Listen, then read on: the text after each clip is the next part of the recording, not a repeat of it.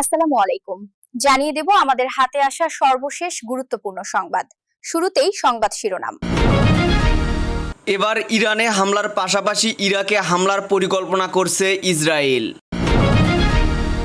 এরপর জানিয়ে দেব গাজায় একদিনে নিহত 94। ক্যাথলিক গির্জাতেও ইসরায়েলের হামলা, ধ্বংস করে দেয়া হচ্ছে হাজার হাজার ভবন। ইয়েমেনের যোদ্ধাদের হামলায় ইসরায়েলের বিমানবন্দর বড় ধরনের ক্ষয়ক্ষতির মুখোমুখি হয়েছে। এদিকে ইরানকে আবারও কঠিন হুমকি দিল ইউরোপের ক্ষমতাধর 3 দেশ। এবং সর্বশেষ জানিয়ে দেব দিল্লির 20টিরও বেশি স্কুলে বোমা হামলার হুমকি, এতে তল্লাশি চালাচ্ছে নিরাপত্তা বাহিনী। এতক্ষণ শুনছিলেন আন্তর্জাতিক সংবাদ শিরোনাম, এবারে বিস্তারিত। তার আগে নতুন নতুন আপডেট নিউজ পেতে আমাদের চ্যানেলটি সাবস্ক্রাইব করে রাখুন। মধ্যপ্রাচ্যকে দীর্ঘ যুদ্ধের দিকে ঠেলে নিয়েছে ইসরায়েল। দেশটি একের পর এক প্রতিবেশীর সঙ্গে যুদ্ধে জড়িয়েছে, তারপরও থেমে নেই ইসরায়েলি আগ্রাসন। সম্প্রতি সিরিয়ার অভ্যন্তরীণ ইস্যুতে হস্তক্ষেপ করছে ইসরায়েল, চালাচ্ছে একের পর এক হামলা। এবার আরও বড় অসহিংসতার সংকেতের ইঙ্গিত পাওয়া যাচ্ছে। এবার ইরাকেও হামলা চালাতে পারে ইসরায়েল, আর এমন আশঙ্কার কথা জানিয়েছে ইরানের কুদস ফোর্সের কমান্ডার ব্রিগেডিয়ার জেনারেল ইসমাইল কানি। মঙ্গলবার কয়েক ঘন্টার জন্য ইরাক সফরে যান তিনি। সেখানে তিনি ইরাকের শীর্ষ কর্মকর্তা, রাজনৈতিক নেতা ও তেহরান ঘনিষ্ঠ সমস্ত কমান্ডারদের সঙ্গে সাক্ষাৎ করেন। সেখানেই এমন সতর্কতা উচ্চারণ করেন তিনি। ইরানি কর্মকর্তাদের বিশ্বাস, ইরাককেও হামলা চালাতে পারে ইসরায়েল। সূত্র জানায়, কানি সতর্ক করে দিয়ে বলেছেন, ইসরায়েলের সম্ভাব্য হামলায় ইরাকের গুরুত্বপূর্ণ ব্যক্তি ও স্থানকে টার্গেট করা হতে পারে। সম্প্রতি ইসরায়েলের সঙ্গে নতুন করে তিক্ততা দেখা দিয়েছে ইরাকের। দেশটির প্রধানমন্ত্রী মোহাম্মদ শিয়া আল সুদানি সম্প্রতি ইসরায়েলের কড়া সমালোচনা করেছেন। তিনি বলেছেন, ইরাকে হামলা চালাতে অনুমতি ছাড়া তাদের আকাশসীমা ব্যবহার করেছে ইসরায়েল। এজন্য ইসরায়েলের বিরুদ্ধে জাতিসংঘের নালিশও দেখান বাগদাদ।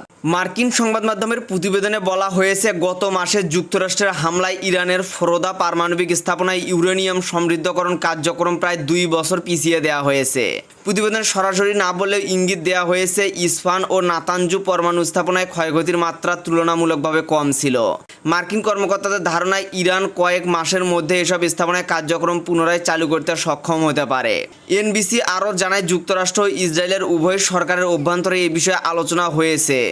যদি ইরান শীঘ্রই ট্রাম্প প্রশাসনের সঙ্গে পারমাণবিক চুক্তি পুনরায় আলোচনায় রাজি না হয়, তাহলে ইস্পাহান ও নাতানজু পারমাণবিক স্থাপনায় আবারও হামলা চালানো হবে। গাজায় ইসরায়েলি হামলায় একদিনে প্রাণ হারিয়েছেন আরও 94 জন। উপত্যকাটিতে একমাত্র ক্যাথলিক গির্জাতেও হামলা চালাইছে নেতানিয়াহু বাহিনী। এরই মধ্যে যুদ্ধবিরতি আলোচনায় অগ্রগতির দাবি করেছে ইসরায়েল, তবে এ বিষয়ে এখনও কোনো প্রতিক্রিয়া জানায়নি হামাস। বেঁচে থাকার তাগিদে ত্রাণের লাইনে দাঁড়ানো সাধারণ মানুষের উপর বৃহস্পতিবার 17 জুলাই হামলা চালায় ইসরায়েলি বাহিনী। এতে শিশুসহ বহু হতাহতের ঘটনা ঘটে। উপত্যকাটিতে একমাত্র ক্যাথলিক গির্জাও রক্ষা পায়নি দখলদার বাহিনীর হাত থেকে। হোলি ফ্যামিলি গির্জা লক্ষ্য করে চালানো হামলায় কয়েকজন নিহত হয়েছেন। আহত হয়েছেন ফাদার গেব্রিয়েল রোমানীয় সহ আরও কয়েকজন। নিহতদের শেষ বিদায়ে ভিড় জমান শোকাহতরা। ইতালির প্রধানমন্ত্রী জার্জিয়া মেলোনি এই হামলার জন্য সরাসরি ইসরায়েলকে দায়ী করে তীব্র নিন্দা জানিয়েছেন। এদিকে জাতিসংঘের শিশু বিষয়ক সংস্থা ইউনিসেফ জানিয়েছে, গাজা উপত্যকায় প্রতিদিন গড়ে 28 শিশু মারা যাচ্ছে। গত 21 মাসে নিহত হয়েছেন 17,000 শিশু, আহত হয়েছেন 33,000। সংস্থাটি বলছেন, অস্ত্রহীন এসব শিশু কোনো যোদ্ধা নয়, খাদ্য ওষুধের লাইনে দাঁড়িয়ে জীবন হারাচ্ছে, আর যারা বেঁচে আছে তারা বয়ে বেড়াচ্ছে চিরস্থায়ী মানসিক আঘাত।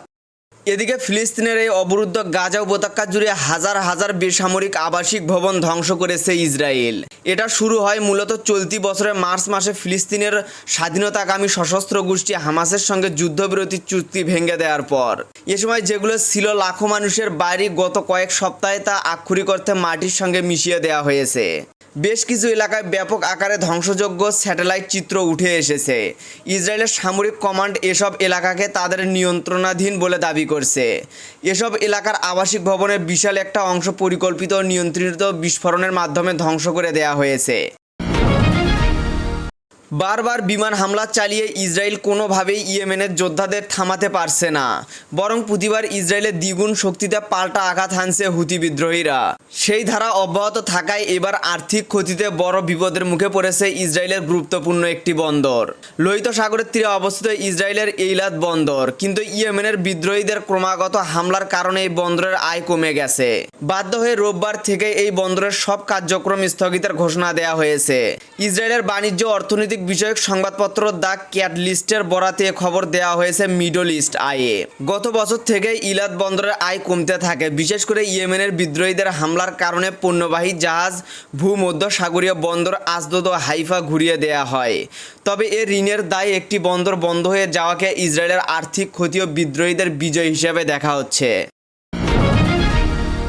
টানা 12 দিনের সংক্ষিপ্ত এক যুদ্ধ শেষে পারমাণবিক কর্মসূচি নিয়ে আবারও আলোচনার টেবিলে বসতে ইরানের উপর বিভিন্নভাবে চাপ সৃষ্টি চালিয়ে যাচ্ছে যুক্তরাষ্ট্রের প্রেসিডেন্ট ডোনাল্ড ট্রাম্প। সেখানে এবার তার সঙ্গে যোগ দিয়েছে ইউরোপের ক্ষমতাধর 3 দেশ, ফ্রান্স, ব্রিটেন ও জার্মানি। গ্রীষ্মের শেষ নাগাদ সমঝোতার কোনো দৃশ্যমান অগ্রগতি না হলে ইরানের উপর জাতিসংঘের নিষেধাজ্ঞা ও পূর্ণ বহালের হুমকি দিয়েছে তারা। শুক্রবার 18 জুলাই এক প্রতিবেদনে এ তথ্য জানিয়েছে ব্রিটিশ বার্তা সংস্থা রাইটার্স। প্রতিবেদন অনুযায়ী ইরানি পররাষ্ট্রমন্ত্রী আব্বাস আগ্রাচি বৃহস্পতিবার 17 জুলাই এক ভার্চুয়াল বৈঠকে যোগ দেন ওই 3 দেশের পররাষ্ট্রমন্ত্রীর সঙ্গে।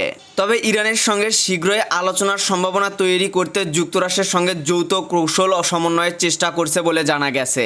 আলোচকরা অবশ্য বলছেন সমঝোতার জন্য ইরানকে আগস্টের শেষ পর্যন্ত সময় বেঁধে দিয়েছে E3। তবে ইরান আলোচনায় পুরোদমে ফিরলেও মাঠে পর্যবেক্ষকদের উপস্থিতি ব্যতি রেখে এই সময়ের মধ্যে চূড়ান্ত সমাধান অসম্ভব। ভারতের রাজধানী দিল্লির 20টিরও বেশি স্কুলে ইমেইলের মাধ্যমে বোমা হামলার হুমকি দেওয়া হয়েছে। এ ঘটনায় আতঙ্ক ছড়িয়ে পড়েছে শিক্ষার্থী, অভিভাবক ও স্কুল কর্তৃপক্ষের মাঝে। আজ শুক্রবার সকালে এই হুমকির খবর পাওয়ার পর পুলিশ, ফায়ার সার্ভিস এবং বোমা নিষ্ক্রিয়কারী দল দ্রুত সংশ্লিষ্ট স্কুলগুলোতে পৌঁছে তল্লাশি শুরু করে। এখন পর্যন্ত কোথাও কোনো বিস্ফোরক বা সন্দেহভাজন কিছু পাওয়া যায়নি বলে জানিয়েছে পুলিশ। পুলিশ জানায় পশ্চিম বিহারের রিজডম গ্লোবাল স্কুল রাজধানী একাধিক স্কুলে এই হুমকি পাঠানো হয়েছে। ইমেইলে বলা হয়েছে স্কুলের ক্লাসরুমে বিস্ফোরক রাখা রয়েছে, যা কালো ব্যাগে লুকানো রয়েছে, কেউ বাঁচবে না।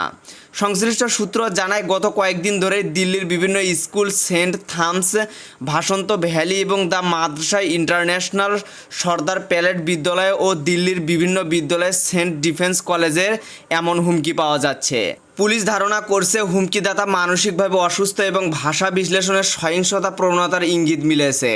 সাইবার বিশেষজ্ঞদের সহায়তায় ইমেইলের উৎস শনাক্ত কাজ চলছে। এদিকে ভারতের কেন্দ্রীয় সরকারের মধ্যে বাংলাদেশের ক্ষমতাচ্যুত আওয়ামী লীগের বিভিন্ন স্তরের নেতারা কলকাতায় আশ্রয় নিয়েছে বলে ইঙ্গিত করেছেন পশ্চিমবঙ্গের মুখ্যমন্ত্রী মমতা বন্দ্যোপাধ্যায়। বৃহস্পতিবার 17 জুলাই নিউ টাউনের অবসান প্রকল্পে উদ্বোধন অনুষ্ঠানের নাম না উল্লেখ করে তিনি বলেন, ভারত সরকার তো কয়েকজন অতিথিকে রেখে দিয়েছে, আমি কি তাতে বাধা বা আপত্তি করেছি? দেইনি, কারণ সেখানে রাজনৈতিক বিষয় আছে। তাহলে আপনারা কেন বাংলায় কথা বললেই বাংলাদেশি তকমা দিচ্ছেন?